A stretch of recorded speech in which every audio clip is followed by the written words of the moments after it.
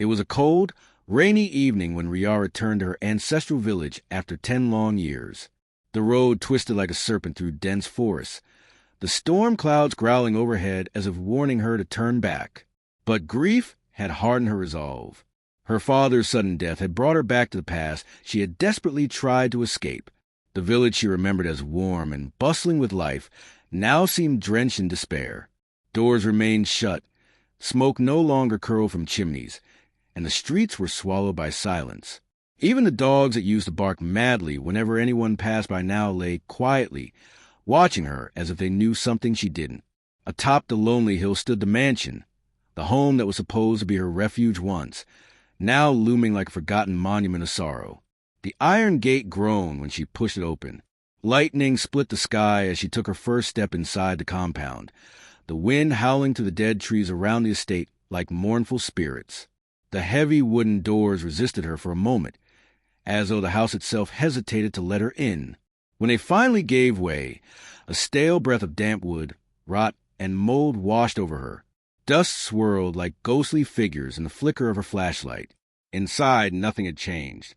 The grand hall stretched ahead, once magnificent but now cloaked in decay. Spiderwebs draped the chandeliers like funeral veils. Portraits of her ancestors lined the walls, their painted eyes seeming to shift and follow her every move. Among them hung the portrait she dreaded to look at, the portrait of her mother, Artie.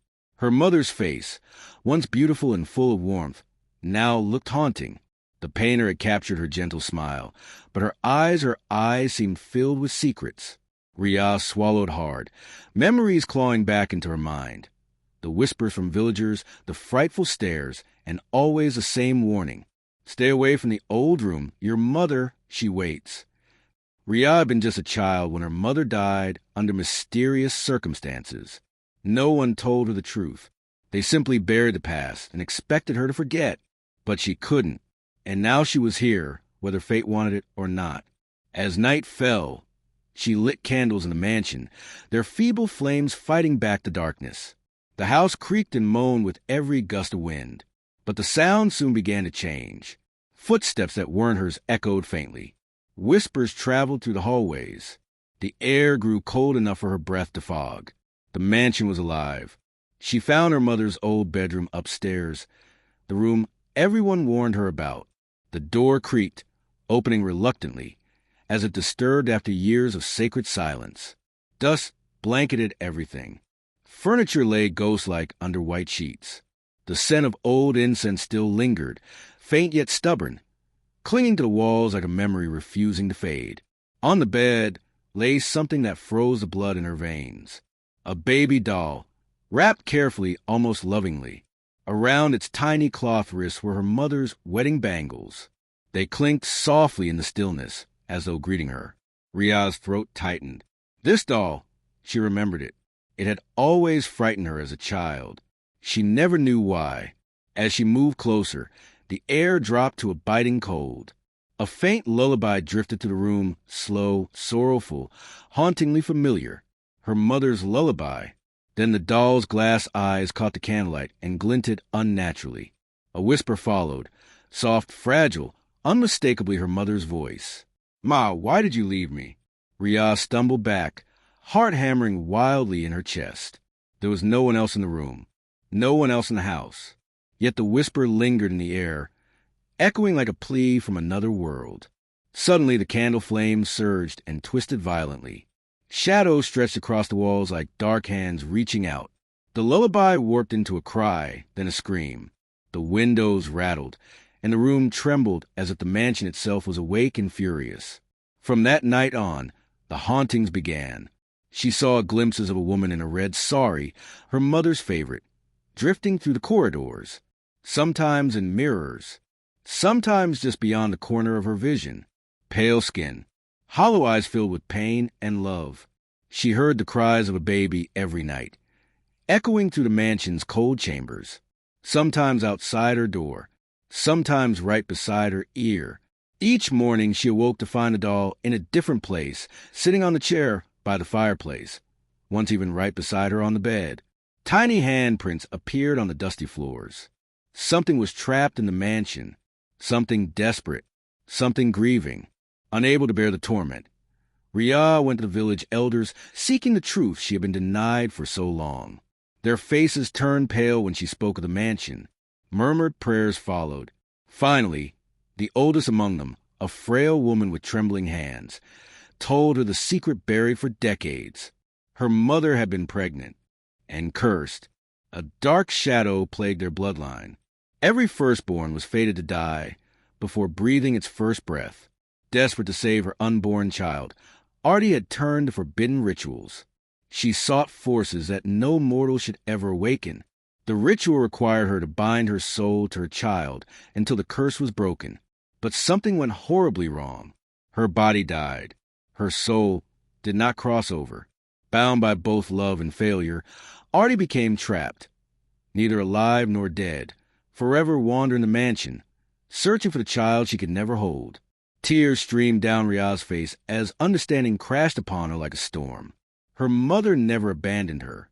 She died trying to save her, and her spirit had been suffering for years. Determined to free her, Riya searched the mansion's hidden library. She found old diaries, brittle pages inked with fear and hope. Her mother's handwriting trembled with love. "If this fails, forgive me, my child." Riya began studying ancient texts, deciphering chants, drawing protective symbols, and lighting sacred fires in the mansion halls. Each night she attempted to call her mother, not to challenge her, but to comfort her.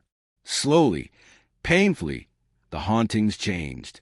The violent winds softened. The terrified screams faded into sobs. Her mother's ghost no longer appeared in rage, but in sorrow. One night, as thunder roared outside and lightning illuminated the broken windows, the atmosphere shifted. The mansion grew still expectant, holding its breath. Riya stood in the great hall, surrounded by flickering candles and glowing symbols. Her voice shook as she whispered the final incantation. The temperature dropped. The air shimmered. Then she felt it, a gentle hand on her shoulder. She turned.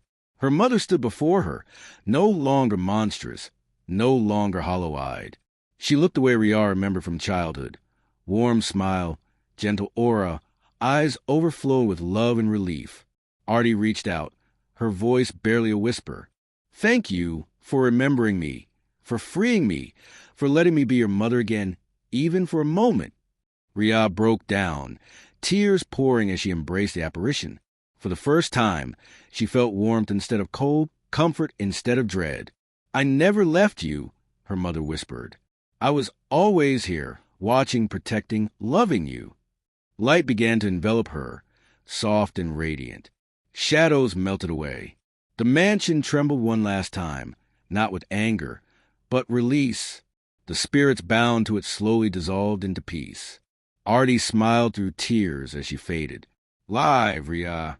Live without fear. And remember, love never dies."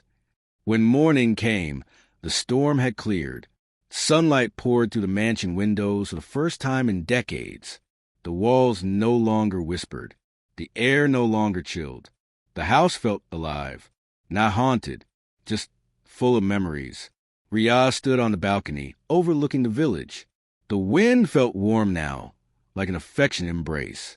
The weight she had carried for years evaporated with the dawn. She decided she would restore the mansion, not out of obligation, but love.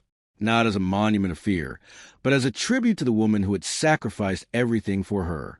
The villagers slowly began to visit again, no longer afraid. Laughter returned. Life returned. And in quiet moments, when the wind gently rustled the curtains, Riya sometimes heard a lullaby, soft, comforting, filled with love. A reminder, a promise, a bond unbroken. Because some connections are stronger than death. Some love never fades. And some hearts, like her mother's, never stop watching over those they cherish.